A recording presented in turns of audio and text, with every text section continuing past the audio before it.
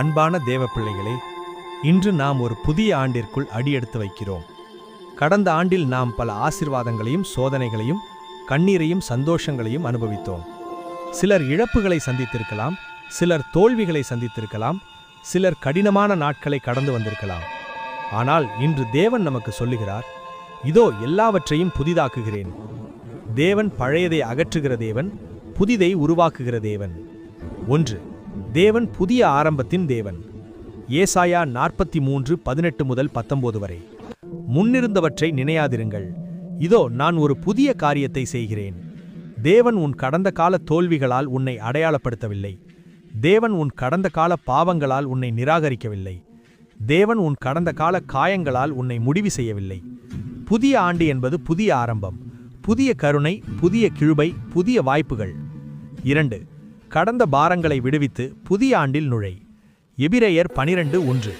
நம்மை சுற்றி நிற்கும் பாரங்களை எல்லாம் விலக்கி விடுவோம். பலர் புதிய ஆண்டிலும் பழைய பாரங்களை தூக்கி கொண்டு வருகிறார்கள்.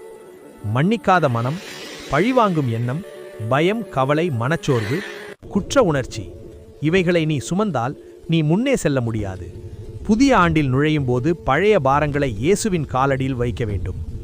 இதோ கர்த்தாவே, என் பாரங்களை உமக்கு ஒப்படைக்கிறேன். 3. தேவனோடு புதிய உடன்படிக்கை. யோசுவா 24:15.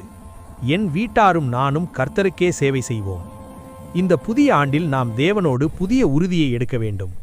நான் ஜப வாழ்க்கையை புதுப்பிப்பேன். நான் வேதாகம வாசிப்பை புதுப்பிப்பேன். நான் புனிதமாக வாழ முயற்சிப்பேன். நான் தேவனுக்காக வாழ தீர்மானிப்பேன். புதிய ஆண்டு என்பது புதிய தீர்மானம் பிளஸ் தேவனுடைய உதவி. 4. எதிர்காலம் தேவனுடைய கையில் பாதுகாப்பாக உள்ளது. எரேமியா 29:11. உங்களுக்கு நன்மையான திட்டங்களை வைத்திருக்கிறேன். நீ உன் நாளையை அறியாமல் இருக்கலாம், ஆனால் உன் நாளையை உருவாக்குகிற தேவனை நீ அறிவாய்.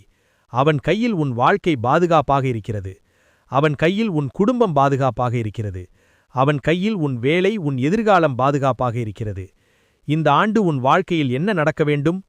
இந்த ஆண்டு விசுவாசம் வளர வேண்டும், சாட்சி வெளிப்பட வேண்டும், பாவம் குறைய வேண்டும், அன்பு அதிகரிக்க வேண்டும், சேவை பெருக வேண்டும். கர்த்தாவே, இந்த ஆண்டை உமக்காக வாழ விரும்புகிறேன். முடிவு. அன்பானவர்களே, புதிய ஆண்டு ஒரு நாள்காட்டி மாற்றம் மட்டுமல்ல, அது ஒரு ஆன்மீக மாற்றத்தின் அழைப்பு. தேவன் உன் வாழ்க்கையில் ஒரு புதிய அதிகாரத்தை எழுத விரும்புகிறார். நீ உன் இதயத்தை அவருக்கு கொடுத்தால் அவர் உன் கதையை மாற்றுவார். ஜெபம். கர்த்தராகிய இயேசுவே, இந்த புதிய ஆண்டை உமது கரத்தில் ஒப்படைக்கிறேன். என் கடந்த காலத்தை உமது இரத்தத்தால் சுத்திகரியுங்கள். என் நிகழ்காலத்தை உமது கிருபையால் நிரப்புங்கள். என் எதிர்காலத்தை உமது சித்தத்தில் நடத்துங்கள். இந்த ஆண்டு உமக்கு மகிமை தரும் ஆண்டாக இருக்கட்டும். ஆமேன். கர்த்தர் உங்களை ஆசீர்வதிப்பாராக. இந்த ஆண்டு உங்களுக்கு கிருபையும் சமாதானமும் நிறைந்ததாக இருக்கட்டும்.